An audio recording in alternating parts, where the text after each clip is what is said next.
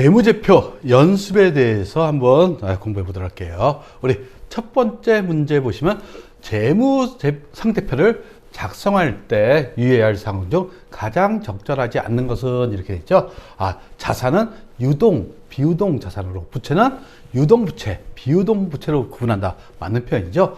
그리고 자산은 현금화하는데 빠른 계정 과목을 먼저 기재한다. 그래서 자산의 제일 위에 있는 것은 현금이라고 얘기했어요. 그리고 부채도 마찬가지죠. 상환 기간이 늦은 계정 과목을 먼저 기재한다. 이게 잘못됐죠. 빨리 기재하게 돼 있어요. 그래서 유동성 배열법이라고 그랬죠. 그리고 네 번째 보시면 중요하지 않는 항목은 성격 또는 기능이 유사한 항목에 통합하여 표시할 수 있다. 대표적인 게 제가 설명 안 드렸지만 판매비와 관리비 밑에는 급여, 도서인쇄비, 접대비 뭐 이런 게 다 포함되어 있습니다. 그것을 한 줄로 판관비로 통합하여서 표시할 수 있다. 이게 네 번째 얘기를 그렇게 표현한 겁니다. 그러니까 판매비, 관리비로 다 표시할 수 있다. 이렇게 생각하시면 되겠어요. 그리고 여기 보시면 단기 채권이 유동부채가 되는 거고 장기 채권이 비유동부채가 되는 거죠. 요거까지 알고 계시면 되겠습니다. 그리고 재무제표에 속하지 않는 것은 5가지. 재무상태표, 추석, 현금흐름표, 합계자산기산표는 아니죠. 여기에 손익계산서하고 자본변동표가 들어갑니다. 그리고 주기는 재무제표가 아니라는 거 알고 계시겠죠. 그 다음에 재무제표의 연결이 바르지 않는 것은 일정 시점에 재무상태를 나타내는 표. 이게 뭡니까? 우리 재무상태표가 되는 거죠. 일정 기간의 경영성과 손익계산서. 그쵸? 이거 잘못됐네요. 이익이익 처분계산서. 이것은 일정 기간의 경영성과를 나타내는 표는 손익계산서가 되는 거예요. 2번이 잘못됐습니다. 그 다음에 일정 기간의 자본변동을 나타내는 표. 자본변동표가 맞죠? 그리고 일정 기간의 수익비용. 결국 일정 기간의 수익비용을 나타내는 표는 우리 손익계산서, 경영성과를 나타내는 거죠. 따라서 일정 기간의 경영성과를 나타내는 표, 손익계산서가 되는 겁니다. 그 다음에 5번째 보시면 재무상태표의 구성요소인 자산은 유동과 비유동으로 구분한다. 이게 맞는 표현이네요. 근데 부채는 유동하고 고정부채 아니죠? 이것도 마찬가지로 비유동 부채가 되는 겁니다. 그 다음에 손익계산서는 일정 시점에 기업의 재무상태표를 나타내는 게 아니라 뭘 나타냅니까? 경영성과를 나타내죠. 그리고 일정 시점에 기업의 재무상태를 나타내는 것은 재무상태표. 그 다음에 네 번째 보시면 기업의 경영성과를 나타낸다. 이것은 손익계산서가 되는 겁니다. 그리고 이것은 일정 기간이라는 거 이렇게 아시면 되는 거죠. 그 다음에 7번째 재무제표에 함께 기재하지 않아도 되는 것은 기업명은 들어가죠. 맨 왼쪽에 내고상사 들어갔잖아요. 그 다음에 보고기간 종료일. 이것은 뭡니까? 재무상태표 12월 31일 현재 시점 이렇게 있죠. 회기기간 1월 1일부터 12월 30일. 이것은 손익계산서에 나타났어요. 근데 대표자명은 없어요. 그렇죠? 대표자명 넣을 필요가 없죠.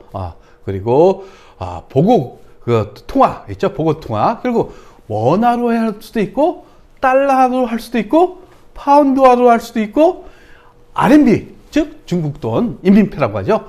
그것으로 보고할 수도 있어요. 그러니까 보고 통화는 원화만 한다. 이거 잘못된 표현입니다. 그리고 금액 단위를 어떻게 100만 원 단위로 만약 이게 얼마입니까?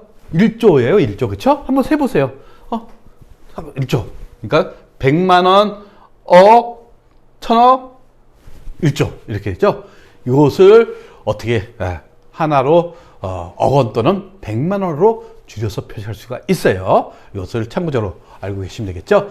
그 다음에 9번째 보시면 재무상태표의 작성에 관한 내용 중 틀린 것은 자산은 부채 플러스 자본 맞죠? 그 다음에 일정 기간이 아니라 일정 시점이 되는 거죠. 이렇게 문제를 잘 냅니다. 일정 시점하고 일정 기간. 일정 기간은 손익계산서 재무상태표, 자본변동표, 현금흐름표죠. 그리고 일정 시점은 재무상태표가 되는 겁니다.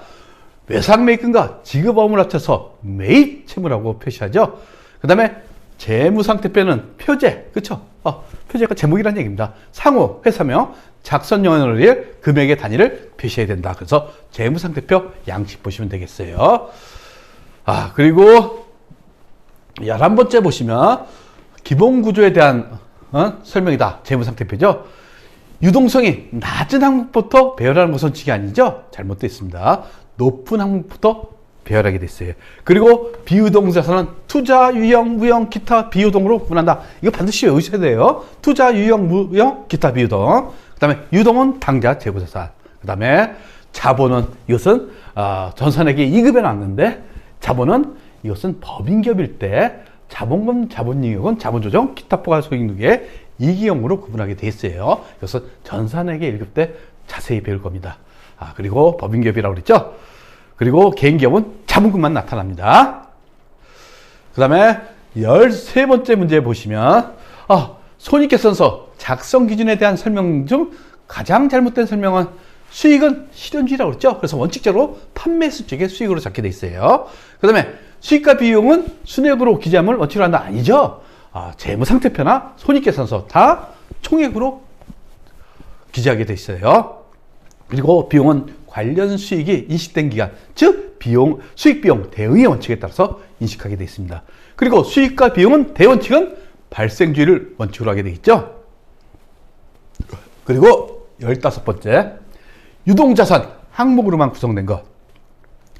매출채권 유동입니다. 그렇죠? 건물, 토지, 기계장치 이것을 우리는 유형자산이라고 합니다. 따라서 이것은 1년 안에 현금화가 되는 게 아니죠. 근데 상품, 선급권, 현금, 당장 요게 유동자산이네요. 구축물 이것도 유형자산이 되는 겁니다. 건물, 투자유가증권 왜 투자하겠어요? 유가증권에? 이것은 주식으로 생각하시면 돼요. 이 주식에다 투자했다.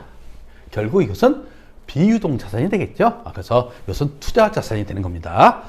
그리고 빈칸으로 오른 것은 결국 자산, 기초하고 기말 줬어요. 그러면 대원칙이 부채 플러스 자본은 자산이 되는 거죠. 결국 가능 쉽게 구할 수가 있어요. 56만 원. 130만 원에서 74만 원 빼면 56만이 되는 거죠. 그리고 여기에서 보시면 요 74만 원이 지금 당기 순손실이 있죠. 당기 순손실이 15만 원이 있어요. 결국 이곳을 감안한 게 지금 기말 자본이 되는 거예요. 즉 기초 자본에서 당기 순손실을 빼면 기말 자본이 되는 거죠. 기말 자본 얼마? 다가 59만 원이 되네요. 그러면 부채하고 자본을 더하면 얼마? 154만 원이 기말 자산이 되는 거죠. 이렇게 구하시면 되는 겁니다. 2번도 마찬가지로 지금 비용 총액을 계산하면 얼마인가?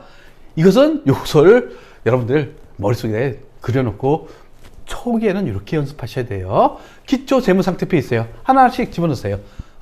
그 다음에 수익 비용. 그러면 이익이 발생하면 어떻게 한대요? 이게 기말 자본이 되는 거죠.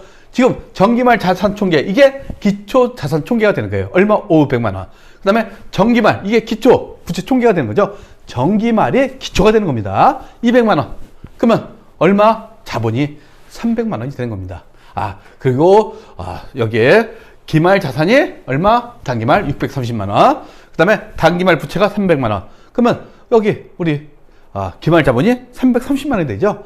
결국 기초 자본에서 기말 자본 얼마 늘어났어요? 30만 원이 늘어났어요. 결국 이익이 얼마라는 얘기입니까? 30만 원이라는 얘기죠. 30만 원. 30만 원이 나오니까 우리 수익이 지금 280만 원이죠. 결국 비용은 얼마? 250만 원. 이렇게 구하는 겁니다. 맨 처음에 이렇게 구하시다가 나중에 숙달되면 그냥 손으로 쓰시면 돼요. 그렇게 어렵게 생각하지 마십시오. 그 다음에 세 번째, 기초 자산을 구하라. 똑같이 구하시면 되는 겁니다. 부채가 얼마? 기초 부채가 7만 원. 그 다음에 기말 부채가 5만 원. 기말 자산이 9만 원. 그렇죠? 그러면 여기 기말 자본이 얼마? 4만 원이 되는 거예요. 결국 여기서 보시면 당기순이익이 2만 원이 있죠? 당기순이익 2만 원. 요거하고 요거 이게 기초자본이 되는 거죠? 기초자본이 얼마나 얘기입니까? 2만 원이에요. 2만 원 플러스 2만 원이 돼갖고 기말 자본이 된다는 거. 이렇게 해서 세 번째 문제까지 하고 네 번째도 마찬가지예요.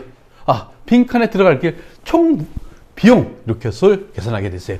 결국 기초자산에서 기초부채를 차감하면 우리 기말 자본이 얼마입니까? 기초자본이 30만 원이 되는 거죠. 30만 원 기초자본. 그리고 기말자본하고 총수익이 있어요. 결국 기초자본에서 기말자본이 됐죠? 얼마 늘어났어요? 5만 원이 이익이 발생했다는 얘기입니다. 5만 원이. 결국 당기순이익 5만 원이라는 얘기죠.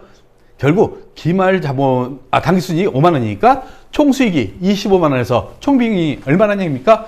20만 원이라는 거 이렇게 구하시면 되겠고, 그다음에 구독과 좋아요는 우리에게 큰 힘이 됩니다.